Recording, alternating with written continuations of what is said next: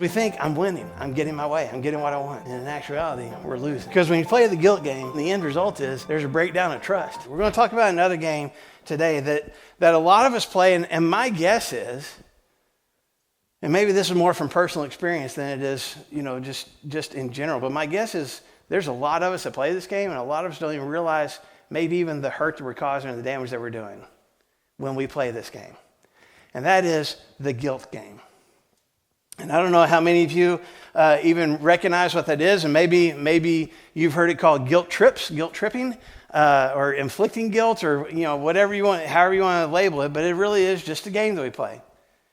And what it looks like is like in any of these relationship games, there's something that I want. There's something I want you to do, and you're not doing it, or there's something that I want you to stop doing, but you keep doing it, or there's something I want from you, and you haven't given it to me yet. Or there's, some argument that I want to win.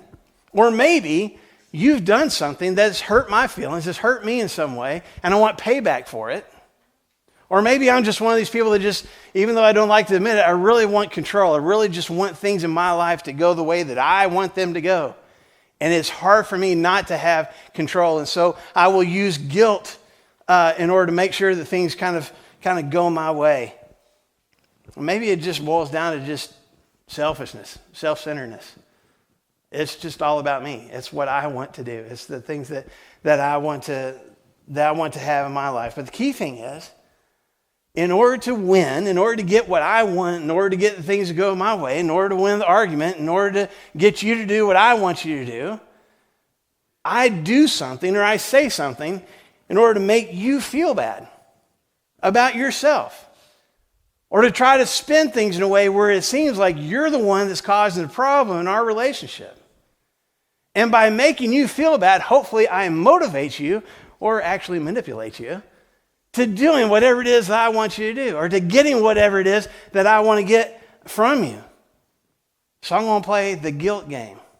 I'm going to make you feel bad about what you are doing or not doing, about what you are saying or not saying, about how I can frame how it is that you're treating me to make you feel bad about us. And therefore, you'll want to do whatever it is that I want you to do. So there's different ways that we play this. There's different methods to the guilt game. And one thing that I can do is I can just make passive-aggressive statements. Now, I'll be honest with you guys. Years ago, people would say, so-and-so is being passive-aggressive. And I was like, oh, okay. And I had no idea what that meant. But it sounded official and it sounded smart. And so I just nodded my head and smiled. Okay, yeah, they're being passive-aggressive. And all it really means is, to break it down, is someone who is being aggressive in getting what they want. Okay? I want to win this argument. I want to express my anger or my frustration, or I want to steer things in a certain direction. I'm asserting my will in that direction, but I'm doing it passively. So I'm not directly saying, here is what I want to happen. I'm going to make kind of a backhanded comment. But you'll get the point. So I say things like, well, as long as you're happy, I guess that's all that matters. And really, what I want you to feel is selfishness. I want you to feel like we always have to do things your way. I might even say that. We always have to do things your way, don't we? That's a passive-aggressive statement. I guess I'll just go by myself then. I want you to go with me. Or you may be doing something different than what I'm doing, and I want you to invite me, but you didn't. Well, I guess I'll just do my own thing then. It's a passive-aggressive statement. How about this? Fine, we'll do it your way, I guess. Do I really want to do it your way? No. But if I say it in a certain way, then maybe you'll feel like, okay, we don't need to do it my way. I'll make you question. Maybe my way isn't the right way. Maybe I should do it this other way. That's just a handful of examples. I mean, we can make passive-aggressive statements all the time. I'm pretending that I'm saying these things. I can even pretend that I'm saying these things innocently. I can even say these things and kind of laugh at it, like, I guess we'll do things your way then. And really, I'm upset. I'm frustrated. I don't want to do things your way. So I'll make this statement and make you start to question your own motives or your own decisions, your own actions.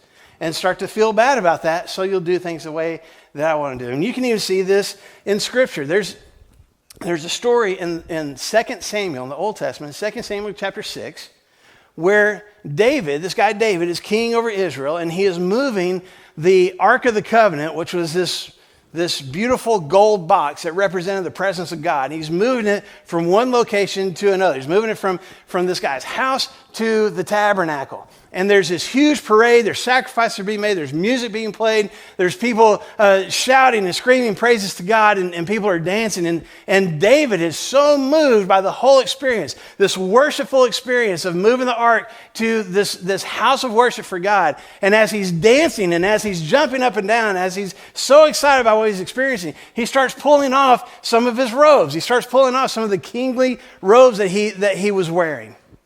And from a distance, his wife, her name is Michal, she's watching from a window. Now, just to give you a little bit of clarity, there's been issues between David and Michal already, and we only got the time to go into that this morning, but there's already some tension in their relationship. She's watching him out here just carry on the way that he does, and she is angry. She's frustrated. She doesn't like it at all. When David comes into the palace, his wife comes up to him, and if you look in 2 Samuel chapter 6, she says, well, the king really distinguished himself today, didn't he? Stripping his clothes off in front of all of his servants, in front of the servant girls. That is a passive-aggressive statement. Because she didn't like what he was doing. What does she want in return? For him to go, you're right, that was my fault. I shouldn't have done that. I'm so sorry, sweetie. That's not what happened, by the way, but I just want you to see she's playing the guilt game. She's using passive-aggressive statements to try to get her way, or at least to express her frustration, her anger. Another way that I can play the guilt game is by scorekeeping. I keep track of all the things that you have done wrong, and I wait for the times that I can bring those up. Or I keep track of all the things that I have done for you, all the favors that I've done, all the chores that I've done, all the sacrifices that I've made, all the good things that I've done for this relationship, and I compare those to your list, and I make sure that my list is longer than yours. That I got more tally marks than you do as far as our relationship goes. And I list those facts. I bring those up to you. And especially if there's something that I want done that you're not doing, or something that I want us to do and you're not necessarily on board, then I will start bringing up, but here's what I did for you. Here are the things that I've done. Here's the time that I've given. Here's what I've sacrificed. I deserve for you to do something for me. The scorekeeping.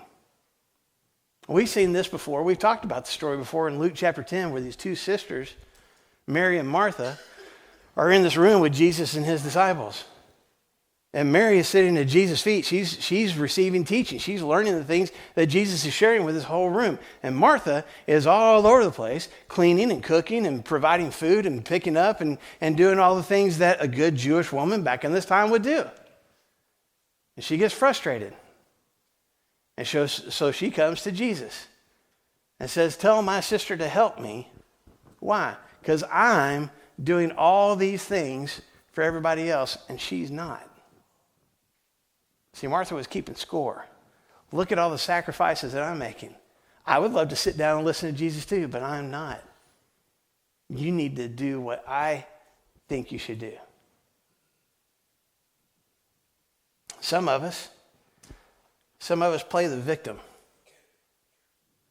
We play the victim. I act as if I'm innocent. I act as if I haven't done anything wrong, and I accuse you of hurting me, of causing me sadness, of hurting our relationship. I accuse you of making me feel bad. I'm the victim of the choices that you're making. You're doing something that's hurting me, and actually, I just want my way. I just want to win. But I'm going to accuse you of wrongdoing. I'm going to accuse you of saying the wrong thing or doing the wrong thing or treating me in a certain way that's making me feel bad. And I accuse you of those things so that you will feel bad. And then you'll do what I want. Classic example of this is in the book of Judges. Samson. You remember the really strong guy, Samson? One of the strongest men that ever lived? He had a girlfriend named Delilah. And some guys came to Delilah and said, we'll pay you a whole bunch of money if you figure out how we can capture your boyfriend Samson. And she agrees to it. And so she asked Samson, how can your strength be sapped from you? How can somebody capture you? And he comes up with all sorts of different things that aren't true. He lies to her multiple times. And after a while, if you look in Judges chapter 16, you know what Delilah says to him? She looks at him and she says, you don't really love me.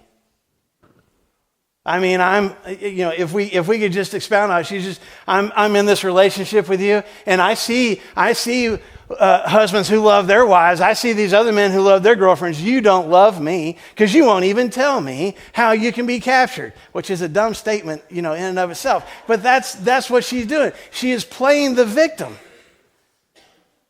You're hurting me. You're not loving me. Does she really feel that way? No, but she wants to get what she wants.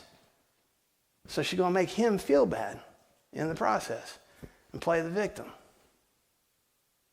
Or maybe some of us just shut down completely. We just go silent. We give the silent treatment. We just turn away. We stop talking. We leave the room. We physically turn our body away from the other person. They say, what's wrong? We say, nothing. See, I heard a whole bunch of you out there. Nothing. And we just emotionally and maybe even physically just shut down. We stop showing any kinds of affection or letting them show us affection. We stop talking. We stop communicating. We just stop altogether. Silent treatment. So that this other person will feel bad enough that they'll just cave and do whatever it is that I want them to do. That's manipulation. That's not love. It's not healthy. It's guilt. And some of us are really good at it. That's our go-to. You see this in Scripture too. There's a king named Ahab in the book of 1 Kings that wanted a vineyard next to his palace, and the guy that owned the vineyard wouldn't sell it to him. So what does he do?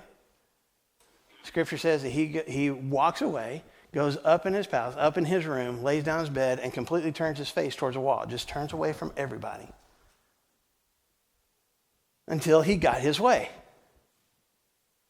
And it's one of the most childish things that we can do. It's one of the most immature things we can do.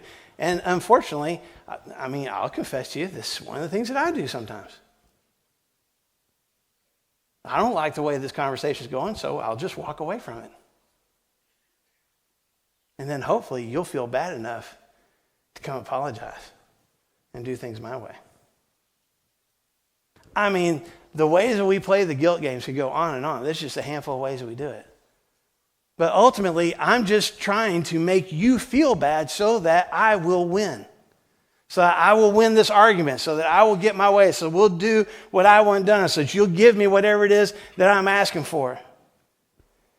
And maybe some of us are doing some of these things I just talked about, and we don't even realize it. It's become such a habit for us, we're not even paying attention, and that's one of the things we do. Or maybe it's something that's been modeled for us, either by other friends or other relationships, or even by our own family. We may have grown up in the house where this is just how you functioned.